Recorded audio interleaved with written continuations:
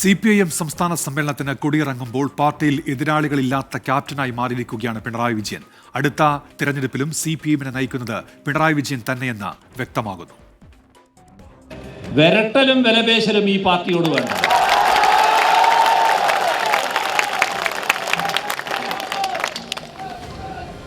വിരട്ടലിനും വിലപേശലിനും ഒന്നും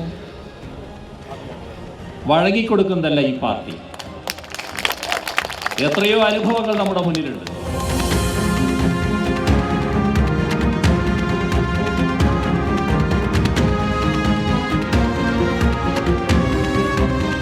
രണ്ട് പക്ഷങ്ങളില്ലാത്ത CPIM, പാർട്ടിയിലും സർക്കാരിലും ഒരൊറ്റ പേര്, ഒരൊറ്റ ക്യാപ്റ്റൻ, പിണറായി വിജയൻ.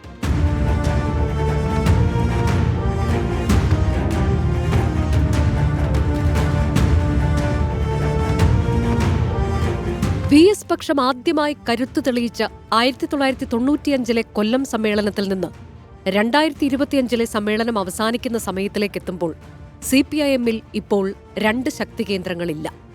2005 മലപ്പുറം സമ്മേളനത്തോടെ കരുത്തനായ പിണറായി വിജയൻ പാർട്ടിയുടെ അവസാന വാക്കാണ് ഇന്ന്. ഞാൻ സമുദ്രത്തിന്റെ മാർത്തട്ടിനോട് ചേർന്ന് നിൽക്കുമ്പോൾ മാത്രമേ തിരയാകാൻ പറ്റൂ.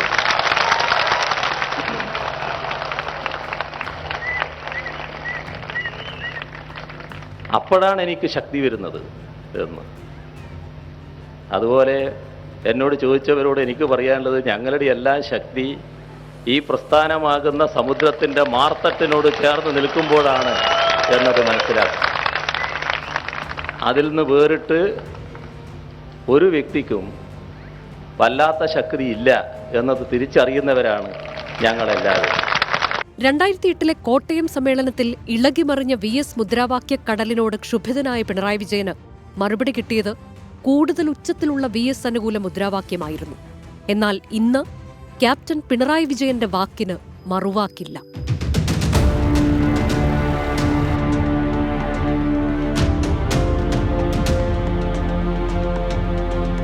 പാർട്ടിക്ക് ആദ്യമായി തുടർഭരണം നേടിക്കൊടുത്ത നേതാവായി പിണറായി വിജയനെ സഖാക്കൾ അടയാളപ്പെടുത്തി.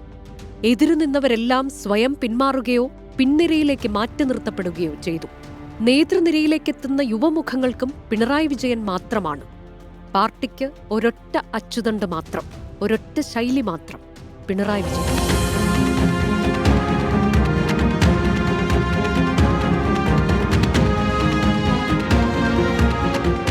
നവകേരള നയരേഖയുമായി പിണറായി വിജയൻ കൊല്ലം സമ്മേളനത്തിൽ നിറഞ്ഞു നിൽക്കുമ്പോൾ വ്യക്തമാണ്, അടുത്ത തെരഞ്ഞെടുപ്പിലും ക്യാപ്റ്റൻ പിണറായി വിജയൻ തന്നെ.